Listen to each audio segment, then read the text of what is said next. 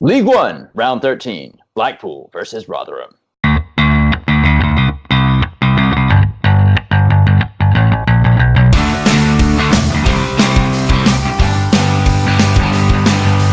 Hello everybody and welcome back to Very Biased Opinions, and may I say thank you and welcome back to my part-time host, Thomas Pickering. I'm here, baby, I'm back.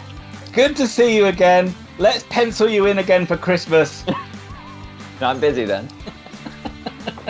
And welcome back to every one of you. Before we jump into the predictions, I just want to say this video is in association with GRANDSTAND Bettors, as all our videos are. They're an outstanding tipster website. Please go and check them out. If you like winning money, and why wouldn't you, go and check out their picks. They're much better. What we have to say. Don't believe what we have to say. If you also like this video, please give it a like. It helps us so much. And also subscribe to the channel and hit that notify bell so you don't miss out on any of our videos.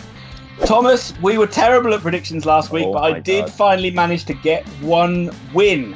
That was the worst week we've had in the last 2 years. I've actually gone back and looked at some of these and never, was it less than 33% we were at? Oh, we did really poor. I think I ended up winning 3-2 overall. But it does mean you are winning 7-4 though. In the race, but well, no one is surprised by this, Ian, because we all remember you taking me to a lovely Sri Lankan restaurant and treating me like the lady I am. Honestly, that is like months ago, and my stomach is still hurting. You're too English for your own good, Alan. Right, that's enough grandstanding and hot dogging, Thomas. You crack on with the first match. Well, it's the featured game, Ian. Blackpool versus Rotherham United.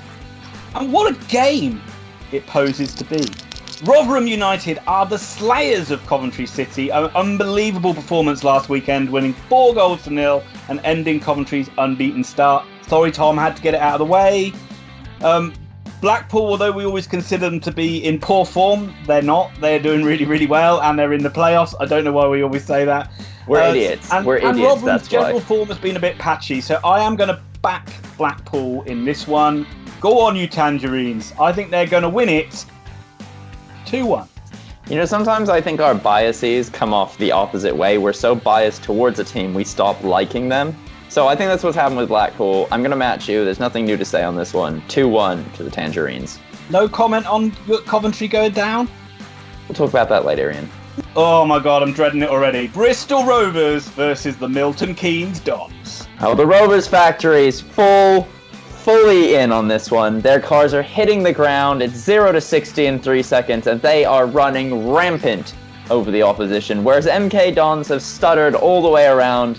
Their cars are coughing up fumes, being taken off the road for not being fuel efficient. Rovers car factory to win 3-0. If this is your first time watching one of our videos, you will know that Thomas thinks that the Rover car factory was even though the Rover car isn't around anymore, he thinks the Rover car originated and still is in Bristol. Yes, that's how foolish this Yankee Doodle dandy is. Tom, I have to agree with you. Bristol Rovers are in excellent form. They've just come off their NCAA bye week, and it's all about JCH. Come on, JCH. And that is Johnson Clark Harris. This guy has been in amazing form for Bristol Rovers for a long time now. Consistent goal scorer. He's going to make them win this one. It's going to be 3-1. Peterborough United versus Lincoln City. We have to talk about this scum. Well, you like Peterborough, don't you? I do like Peterborough. So why are they scum? No. Lincoln City. Scum. Lincoln City is a paradise to live in, Thomas. As we all know, they had a wonderful win last weekend against Sunderland. Michael Appleton's first win ended up getting Jack Ross fired from Sunderland. Peterborough are also in very good form. They scored tons of goals. They're the leading goal scorers in the league. Although they didn't beat Wycombe last weekend, they pushed them very close. It was the last-minute equaliser that got a 3-3 draw in that one. Peterborough, Thomas, I'm teaching you players week by week. Now let me teach the trick. Peterborough's all about the holy trinity of their front three. Now, you know two of them. Of course, you know Tony, and I've taught you about Madison. But it's time to learn the third point of the whatever. Emil Heskey. Close. Is Mohamed Issa. He is actually the leading goal scorer this season for Peterborough, and between the three of them, they have scored all but 2 of the goals this season. Amazing. It is pretty amazing. And of course, you know, as much as I love Lincoln City, I have to give Peterborough the win in this one. I think they're going to win it 3-1. I mean, we all know what I'm going to say. Ivan Toney, 2 goals, 2-0 to Peterborough United.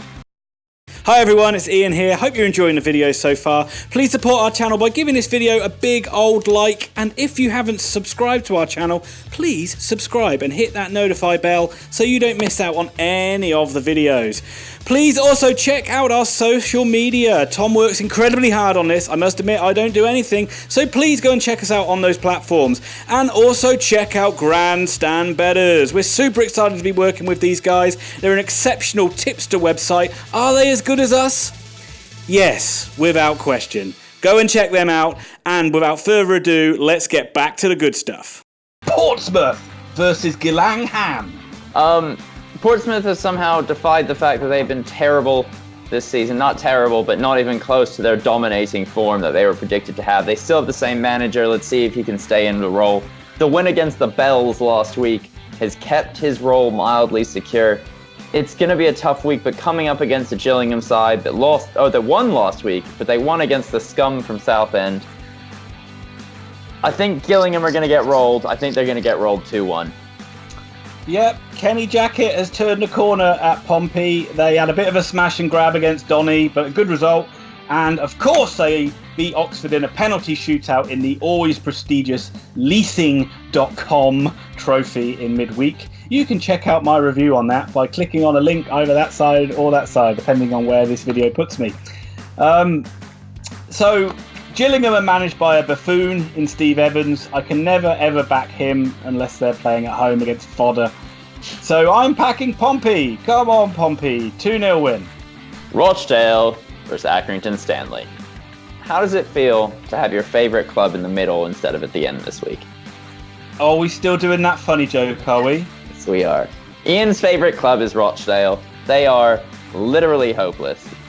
But Ian, how do you feel about them this week? I had a hard time keeping up with the comments last week of people saying, thank God that you weren't there, so you weren't going all through this funny repertoire.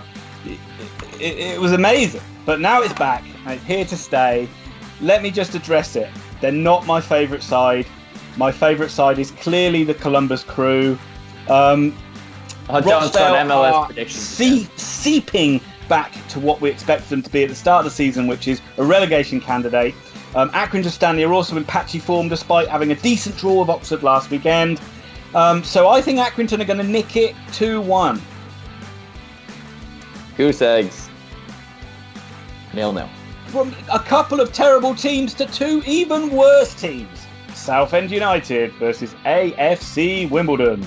I mean, this is like separating 2 different things of feces and trying to decide whose it is. This is a pretty diabolically poor game. Both of these teams are sinking to the modern league quickly. One of them could quite possibly get relegated. My money's on Southend. They have been nothing short of totally useless this season. Talk about making up numbers in the league. Let Barry back. They've probably played better football than this. I don't think it's going to be a classic match. I don't think it's going to be a great match. But I've got AFC Wimbledon to nick it 1-0. Both these sides have been terrible. Yeah, one win each this season. Wimbledon got that last weekend, though.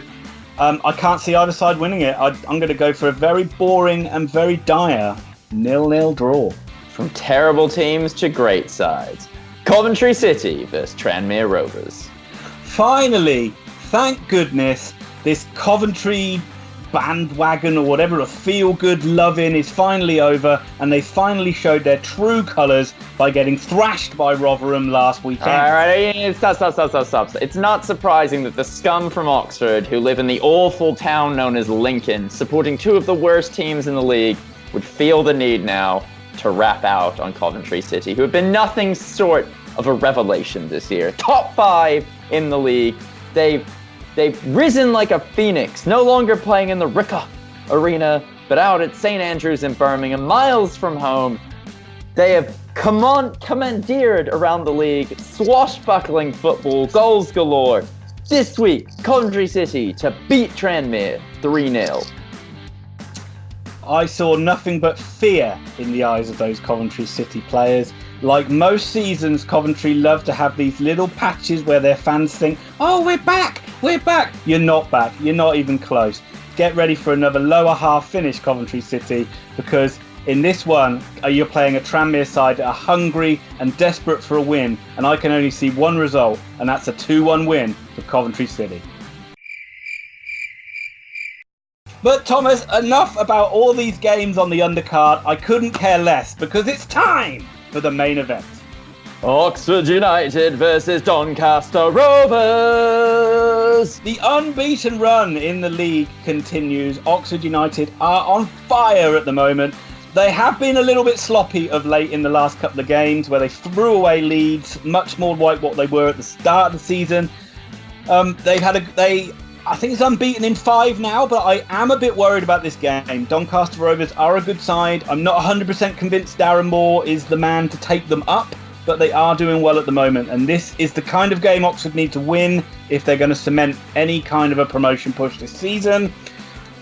Let's hope and pray that we win it and we sneak it 2-1. I mean, it's not surprising that Oxford United are now so poor they're having to play in the women's league instead of the men's league because they no longer... The Bells, how has this happened? How has this happened? I'm out in Tom as a sexist. Unbelievable scenes. Doncaster have been a decent side this year, but Oxford's recent run has pulled them up around the britches of Doncaster Rover.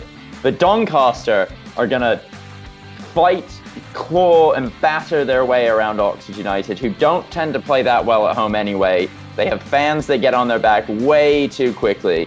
Doncaster are going to visit the Kazan Stadium and come away with a 2-0 win. Get your facts straight before you talk about Oxford United, you moron. Terrible at home. We lost 1 game at home in a calendar year. I've literally never seen them play well at home. Never seen them play well. Yeah, how many games have you been to? -1? 4? 5? Yeah. Absolutely ridiculous. We lost 1 game at home all season, Thomas. We've generally been very, very good at the Kazan Stadium. Well, I tell you what, Ian. If Oxford United win this match, I will eat my hat. And give me a bonus point. And give you a bonus point. Come on! And now for the bonus round! The Czech Republic versus England! Oh my god, I forgot we were doing this game. Just quickly, your thoughts. We don't need to do a long one. By the time the video's watched, the match will already be over. I think it'll be a draw, 1-1. England are going to win 2-0. We're all going to act like we're incredible at football, but Czech Republic are a very poor international side these days. They don't have a lot of talent, and the England team have a shed load of attackers, all of which want a goal. So, by that rationale, if we win this game, does that mean we're going to win the championship? Yes. Yes. We are the greatest international side in history.